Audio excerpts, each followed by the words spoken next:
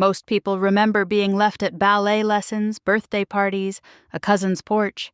I remember being left at a train platform with a dying light over the tracks, and my mother's voice still hanging in the cold. She told me she'd be right back.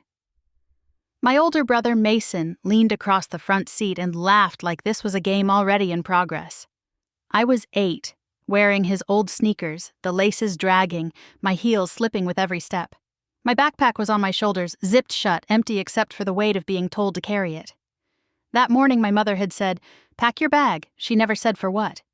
When the car stopped at Briar Junction, she twisted in her seat and looked at me with flat, impatient eyes. Not angry, worse, finished. "Out," she said. I climbed out because children obey before they understand. Gravel bit through the thin soles. November wind slid under my sweater. Mason rolled his window down and called, "$5 says she cries before the car's gone." My mother didn't tell him to stop. She backed out slowly, one hand on the wheel, as if she were leaving a grocery store parking lot instead of a child at the end of a rail line nobody used anymore. People make cruelty sound ordinary when they want to survive themselves. They say things like, "Hold on, real quick, be good, figure it out." The casual tone is the knife. I watched the red taillights shrink, blur, disappear. Then there was only the platform, the iron smell of the tracks, and me. I did cry. But not until the second train rushed through without stopping. By the time the second train vanished, my face was stiff with cold, and my tears had dried into tight tracks on my skin. I remember that more than the fear, that strange moment when even crying gives up on you. The woman who crossed the platform toward me wore a wool coat the color of ash, and reading glasses pushed into her silver hair. She didn't kneel. She didn't coo. She sat beside me on the bench, as if we were simply two people waiting for the same delayed train. "Have you eaten?" she asked. I shook my head. Her name was Evelyn Harper. She bought me an apple juice from the vending machine near the shuttered ticket window. The straw was bent, and I spent a long time trying to straighten it. She let me. She didn't rush me.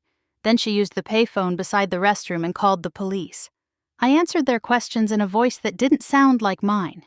Name, age, address, mother's name. When I asked if my mother was coming back, no one lied to me. That was the first mercy. The state gave my mother 2 chances to reclaim me. She refused both.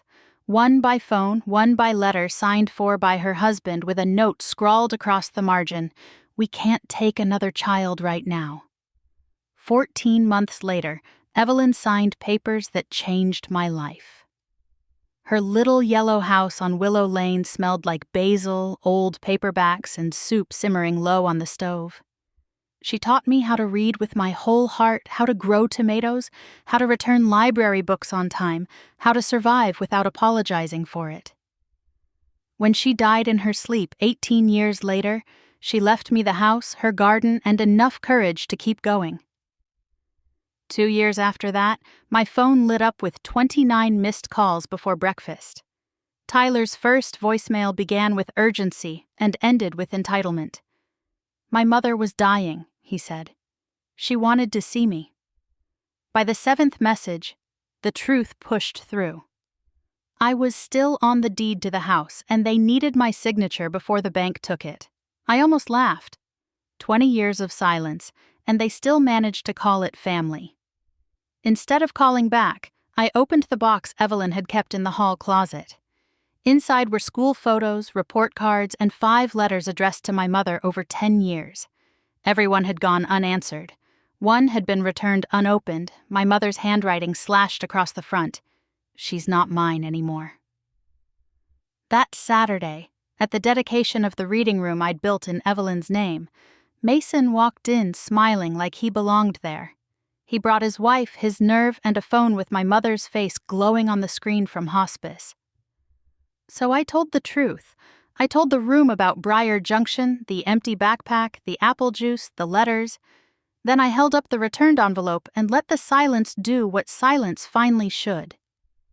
I signed the sale papers a week later and sent my share straight to my mother's hospice bill. No visit, no reunion, no performance. Just a note. This is kindness, not forgiveness. She died in April. I keep apple juice in the reading room fridge and straighten every straw. That is how I remember who chose me first.